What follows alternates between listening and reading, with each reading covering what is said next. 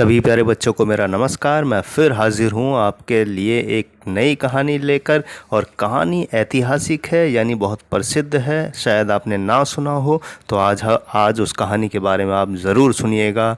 कहानी का नाम है गोरा बादल। आइए कहानी शुरू करें। लगभग 600 वर्ष पहले की बात है। चित्तौड़ के एक राजा भीम सिंह राज्य करते थे। उनकी रानी का नाम पद्मनी था। पद्मनी बहुत सुंदरी थी। उसकी सुंदरता की चर्चा देश भर में फैली थी। उन दिनों दिल्ली का एक शासक सुल्तान अलाउद्दीन खिलजी था। उसने सोचा कि चित्तौड़ पर चढ़ाई कर दे, राजा को हराकर रानी को छीन ले। एक दिन उसने चित्तौड़ पर चढ़ाई कर दी। उसके पास बहुत बड़ी सेना थी। भीम सिंह की सेना छोटी थी, किंतु राजपूत सिपाही बड़े वीर और साहसी थे। कई दिनों तक लड़ाई होती रही। अलाउद्दीन जब लड़ते लड़ते थक गया, तब उसने कपट की बात सोची।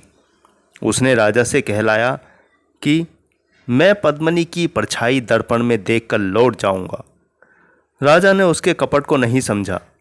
उन्होंने अलाउद्दीन को राजमहल में बुलाकर दर्पण में पद्मनी की छाया दिखा दी। लेकिन जब वे अलाउद्दीन को पहुंचाने लगे, तो पहले से छिपे मुसलमान सिपाहियों ने उन्हें पकड़ लिया और अपनी सेना के पड़ाव पर ले जाकर हथकड़ी बेड़ी पहनाकर कैद कर लिया। जब राजा चित्तौड़ के राजमहल में यह समाचार पहुंचा, तो रानी पद्मनी को और सभी राजपूत सैनिकों को बड़ा दुख हुआ।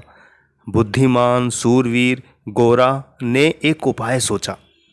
उनके साथ उनका भतीजा बादल भी था।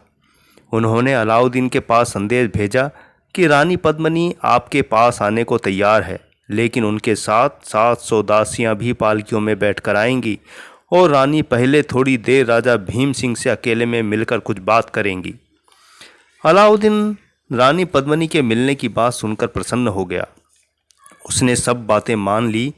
पद्मनी महल में ही रही। पालकियों में हथियारों को साथ लिए हुए राजपूत सैनिक स्त्रियों के कपड़े पहनकर बैठ गए। पालकी ढोने वाले कहारों के वेश में भी राजपूत सैनिक थे। सब पालकियां बादशाह की सेना के पड़ाव पर पहुंची। राजा भीम सिंह से मिलने के बहाने पहले सब पालकियां वहां गई जहां राजा कैद थे।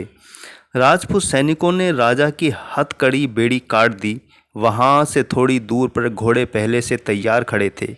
राजपूतों ने स्त्रियों के कपड़े उतार दिए और हथियार लेकर घोड़ों पर सवार हो गए।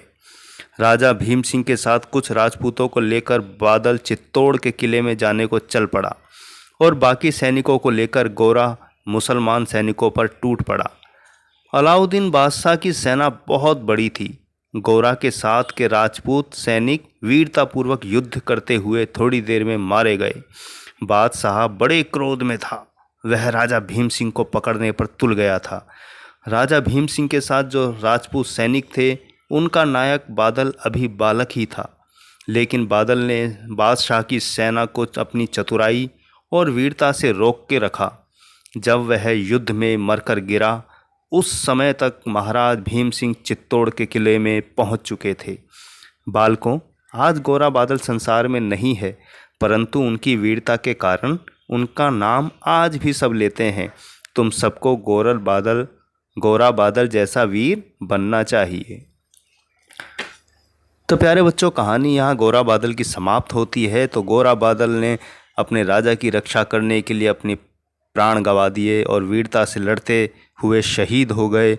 आज भी उनका नाम पूरे भारतवर्ष में बड़े सम्मान के साथ लिया जाता है। तो हमें भी अपने देश के लिए सदा तत्पर और तैयार रहना चाहिए। सभी तरह के जाति धर्म के भेद मिटाते हुए हमें एक रहना चाहिए और एक देश की शक्ति को बनाए रखना चाहिए। तो इसी के साथ मैं लेता हूँ विदा। मिलता हूँ अगली कहानी लेकर। आप खुश रहें, स्वस्थ रहें, अच्छे रहें।